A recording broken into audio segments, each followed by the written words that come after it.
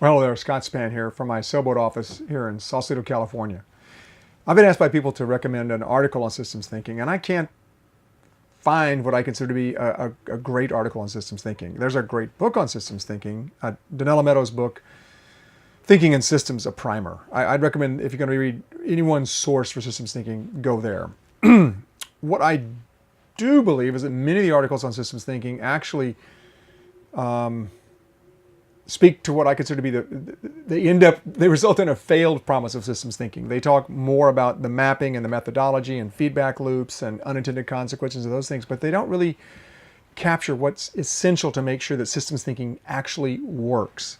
So I thought I'd do a piece here on the failed promise of systems thinking in the hopes that we can heal that failure in systems thinking. So before I got so arrogant as to jump out there and write about the failed promise of systems thinking, because it's been around since the late 1950s, early 1960s, and it hasn't taken off the way we all thought it would. I thought I'd go Google and see if someone's written an article on the promise of systems thinking before I dissed somebody. So I put that into a search engine. Believe it or not, this really happened. My wife was laughing about it. And sure enough, up came an article in the Systems Thinker about the promise of systems thinking for shifting fundamental dynamics. And I looked at the byline of who wrote that. It turns out I wrote it 10 years ago with my good friend and colleague Jim Ritchie Dunham. So I guess that entitles me, if I get to talk about the promise of systems thinking, that I get to talk about the failed promise of systems thinking. So with that bit of a background or cred or whatever, let me step into this. So there is a promise of systems thinking, and the promise there is that we're not good at seeing systems. We're taught in pieces. We typically live in pieces. We have separation between our work and our home life and our social life. And we tend to act on pieces. We don't really think too much about integrated transportation systems, how it's integrated with the economy, how that's integrated with social equity, how that's integrated with the environment. We're not really good at that. We're also not really good at seeing things unfold over time and space. I mean, there's this little test that I give people when I'm doing a group, and you may know the answer to this already, so forgive me, but what happens if you take a sheet of notebook paper and you fold it 42 times? Well, believe it or not, it reaches to the moon, and I've never had anyone guess that. I didn't guess that when I was first asked that question. We just can't see those exponential things. We're not good at that. We're just not good at it. And then because we're taught in pieces, live in pieces, act in pieces, we understandably end up in silos, working on the piece that we know. And that causes us to end up in polarities, and then that causes us to end up conflicted. And so the promise of systems thinking is to be able to resolve those kinds of conflicts, to enable us to see the whole, to understand the whole, to act to improve the whole, and to do that with a minimum of unintended consequences. Like, we can pass a law in one part of our world, like, it's popular right now around, some people are popular around trying to halt immigration, especially from Mexico. Well, talk to the farmers in California about the impact of that. Talk to people in the food service world, in the construction world, about what happens if you halt that flow of people coming into the United States. It puts a huge ding in their ability to operate. It actually destroys the economy when it happened before for strawberry farmers in California. So doing that with a minimum of unintended consequences. So what do I see the promise of systems thinking, and how do I unveil that in a way that talks about the failure, but in a way that we can heal it? So I hold systems thinking as having these four fundamental promises. And the very first one is the ability to get into relationship. And for me, that's relationship with reality primarily, like what's really going on in that big picture view. How can I get clear about that? How can I understand what the leverage is in that? And then how can I act on that? And I guess in truth, I would say, how can we get into relationship with that? Because I can't fix it by myself. How can we get clear together? How can we identify the leverage together? And then how can we get into action together? Now, if that happens, and these things aren't just a list, these things build on each other. They're a system in and of themselves. If I'm in relationship with you, and you and I are in relationship with others around wanting to change some system, and we're in relationship with the experts and the different stakeholders in that system, from that point of view, we're able to start to get clear. That's why I do a series of individual maps first from the different stakeholder positions to give us a 360-degree snapshot of physical reality from the point of view of the people that are actually doing that part of reality, and do individual maps. And that gets me into relationship with those individuals and with their perspectives and positions me to then build the integrated map.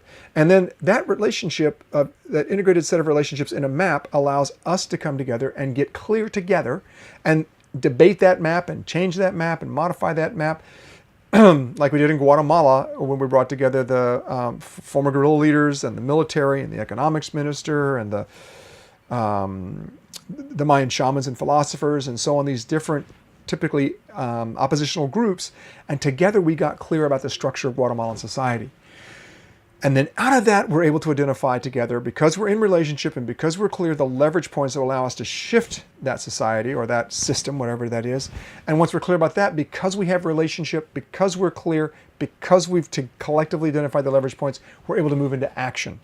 And because the likelihood of those actions being successful goes way up from a systems point of view through systems thinking, then that action will tend to boost our relationship. Even if we're not completely successful, at least we'll understand, we'll be in better relationship with reality, better relationship with the system. We'll get clear again, we'll re-identify leverage points, move into action again, and so forth. But that's a build, that thing builds and builds and builds.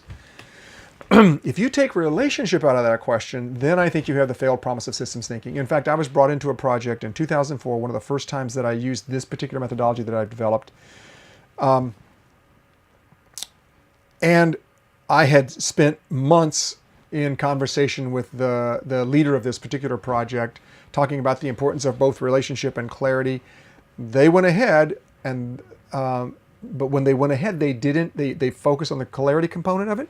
They didn't focus on the relationship component of it. And they were back in 6 months asking me, could we come in and fix this particular process, because the process had broken down. And so we came back in and pushed really strong on the relationship building component of it, used that to reestablish the clarity, identified the leverage, got into action. And that's become the most successful climate change project in the United States, grown from 24 organizations to over 170. It was at one point endorsed by 8 Midwestern governors.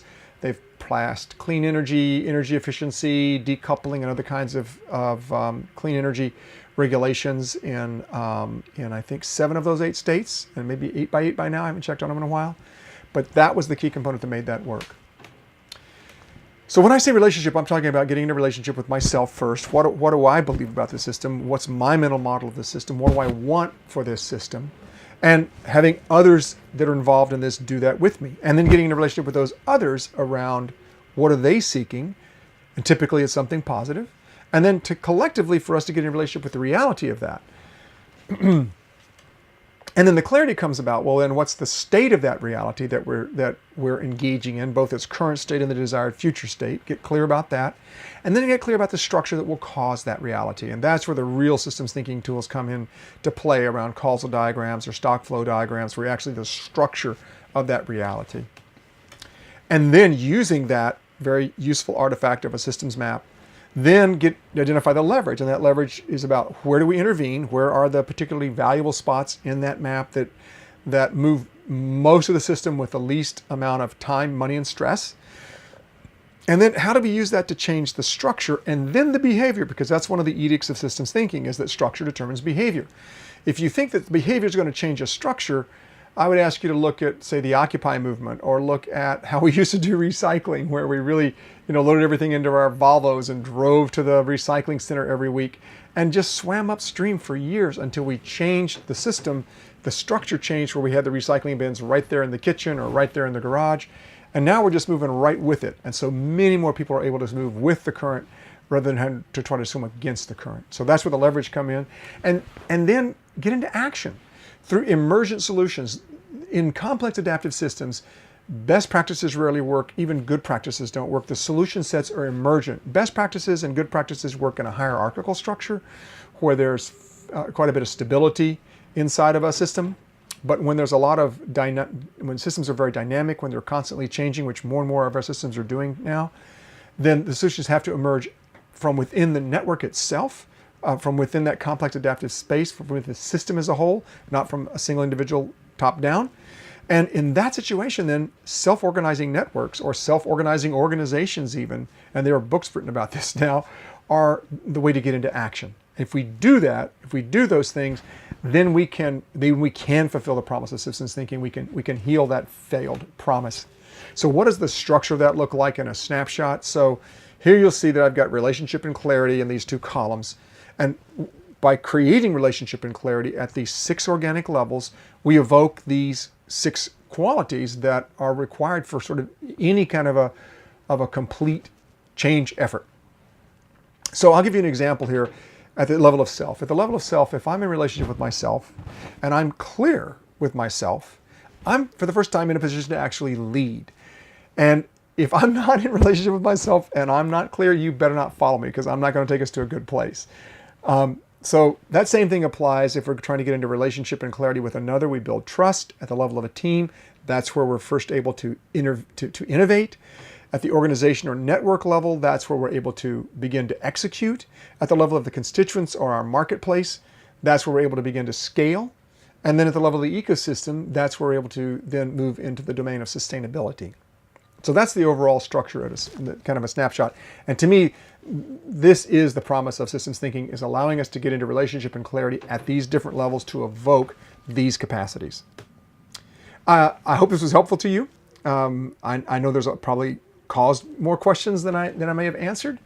Do give me some kind of a feedback. Let me know if you like this, if you didn't like it.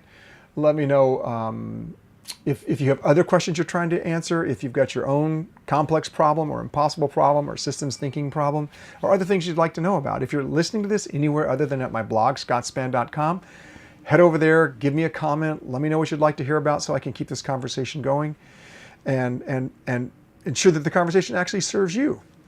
And regardless of what you do, I sincerely hope this finds you thriving today. Take good care. Bye-bye.